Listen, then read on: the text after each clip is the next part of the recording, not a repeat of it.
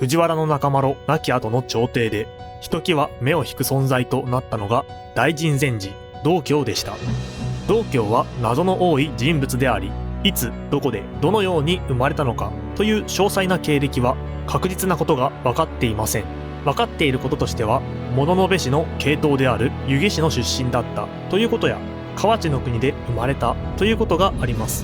成長した彼は仏教を信仰するようになり、修行を積みました。そして病気を患った皇族のために祈祷や治療を行う僧侶となったのです。その中で光顕上皇の病を治したことで彼女の信頼を得ると、彼女が再び即位して聖徳天皇となった後、道教は聖徳天皇の寵愛を受け、政治の中枢に大抜擢されました。こうして尼である天皇と僧侶である大臣という前例のない仏教を重視した政権が始まったのです。聖徳天皇の政権がまず行ったことは、前政権担当者である藤原中麻呂が実施した政策の否定でした。まず中麻呂が導入した唐風の役職名を廃止し、従来の和風の名称へと戻すと、彼が推進した墾田永年私財法の影響を弱め、私的な開墾を再び制限しました。しかし一度動き出した開墾の流れは止められません。開墾が制限された後にも、貴族や大寺院は開墾した土地を自らの私有地として確保し続けたため、荘園制度の基盤が形成されていくことになります。さて、聖徳天皇が再び皇位に就いたということは、再度問題が発生します。皇位継承問題です。聖徳天皇は生涯独身を貫いたため子供がおらず、皇位継承問題はこの時も依然として未解決のままでした。当然貴族たちの関心は、次の天皇は誰になるのかという点に集中します。各氏族は自分たちに有利な人物を天皇に擁立しようと考え、次第に皇位継承をめぐる派閥が形成されていきました。しかし聖徳天皇もこうした動きを敏感に察知し、自分の功績のために皇太子を立てようとしてはならないと命じます。皇位継承問題は保留にされたのです。しかしこの命令だけで貴族たちの動きを抑えることはできず、皇位継承問題は聖徳天皇の治世を通じて大きな課題となり続けていきました。皇位継承問題が議論される中で、やはり注目を集めたのは、かつて天皇の座を追われた順仁天皇でした。聖徳天皇に天皇の位を奪われたものの、順仁天皇はなおも淡路島に流され生き延びており、聖徳天皇の即位には納得できない。順仁天皇を再び即位させるべきだと考える人々が順仁天皇を擁立し始めたのです。聖徳天皇にとってこれはまずいです。彼女は順仁天皇は藤原中麻呂と共に朝廷に背いた逆臣であると主張して、彼のもとに集まることを禁じると命じました。こうした状況の中で順仁天皇は不審な状況で死んでしまったため、聖徳天皇が密かに暗殺を指示した可能性が高いと考えられています。順仁天皇が亡くなった頃、ほぼ同じ時期に道教は急速な昇進を遂げていました。聖徳天皇は紀伊の国へ行幸した際、道教の出身地である河内の国に立ち寄り、次のように述べています。道教は私の師であり、常に私を守り助けてくれる存在である。それだけでなく、人々を慈しみ朝廷に仕えるにふさわしいものである。太政大臣となってもその職務を果たせるだろう。しかし道教は辞退するだろう。よって代わりに太政大臣禅師に任命する。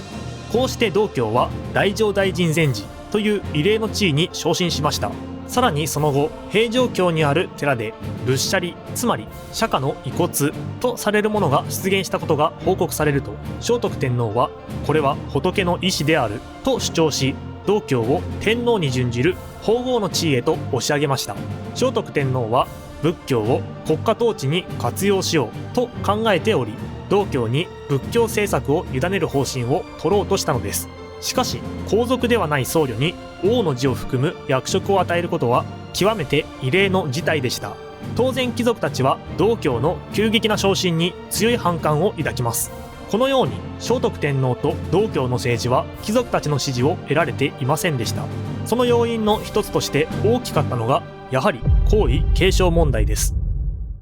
高齢でありながらこのいない聖徳天皇自身も次の天皇を誰にするかについて悩んでおり、なんと彼女は道教の即位を望むようになります。しかし皇族ではない道教を皇位につけるという発想は貴族たちから強く反発されることが明らかでした。こうして道教の即位を望む聖徳天皇とそれに反対する貴族たちの間で対立が起こり、その対立が表面化する事件が起こります。宇佐八幡宮神託事件です。この事件は太宰府で神事を執り行っていた人物が宇佐八幡宮で神からのお告げが出たと伝えてきたことから始まります。そのお告げの内容は、道教を皇位につけよ、そうすれば天下は太平となろうというものだったのです。これは道教の即位を望む聖徳天皇にとって都合のいい神託でした。この神託が自然発生的なものだったのか、それとも聖徳天皇が何らかの働きかけを行ったのかは定かではありません。しかし聖徳天皇はこれを補強するかのように、自分も夢で神のお告げを受けた、告げたいことがあるので使者を使わすようにと言われたと主張します。しかし貴族の多くは道教の即位に反対していたため、使者の人選は慎重にならなければいけません。こうして宇佐八幡宮に派遣する使者に選ばれたのが和家の清丸。彼は地方の出身だったため、聖徳天皇は地方出身の和家の清丸なら中央の貴族の意見に左右されないだろうと考えたのだと思われます。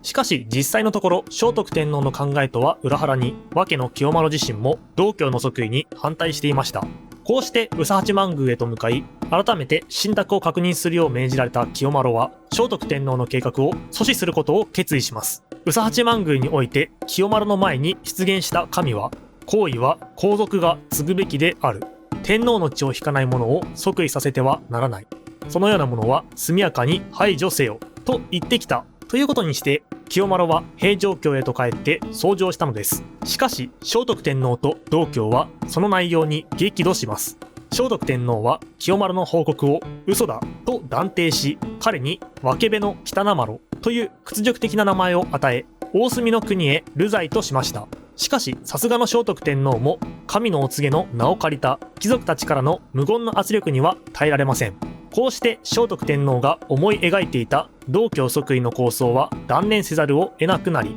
道教の即位に反対していた貴族たちの意見が通る形となりました。ところが結局のところ、皇位継承問題は解決しておらず、完全に先行きが見えなくなってしまったのです。そのような状況でも時の流れは止まることなく、ついに聖徳天皇にも最後の時が訪れました。晩年の聖徳天皇は体調を崩し、回復することなく次第に政務を取ることも困難になっていき、そしてそのまま崩御を迎えます。結局皇位継承問題が解決する前に聖徳天皇は崩御してしまったのです。聖徳天皇の崩御を受け、貴族たちによる緊急会議が開かれました。この会議に参加したのは左大臣の藤原長手、右大臣の吉備真備、3人の参議、そして藤原の倉治麻呂の計6人でした。当然議題は次の天皇を誰にするかです。まず吉備真備が天武天皇の孫である知ヌ王を推薦しました。日下部の王子の系統も舎人親王の系統もダメになった以上、また新しい系統を開く必要があると考えたのです。しかしこれに反対したのが藤原式家でした。会議のメンバーを見てみると、藤原氏の中でも式家の人物が2人おり、磯守の矢継は藤原の宿名麻呂のいとこ、つまり半数が式家に近い立場のものでした。彼ら式家グループはホッケの藤原長手と協力すると、会議の主導権を握り吉備真備に反対していきます。知ヌ王には13人もの子供がいる。皇位継承問題で争いが起きる可能性が高い。そう主張して知ヌ王の即位に反対したのです。こうなると吉備真備も何も言えません。知ヌ王本人も即位を誇示したため、結局のところ別の人物を選ぶことになります。そこで新たに名前が挙がったのが天武系ではなく天智系の白壁王でした。彼は皇族の中でも年長かつ当時大納言として政治に関わっていた人物です。しかし天武系から天智系へと皇統が変わるという大きな決断だったため、会議は揉め、なかなか決定がなされません。そんな時に式家の藤原桃川が実は聖徳天皇の遺言を預かっているとして登場し、聖徳天皇は白壁王を皇太子と従っていたと主張。この遺言はおそらく偽造ですが、これによって白壁王の即位が決定され、彼は公認天皇として即位することになったのです。さて、一人忘れている人がいます。道教です。道教を寵愛していた聖徳天皇が崩御すると、それまで抑えられていた道教への批判が一気に噴出しました。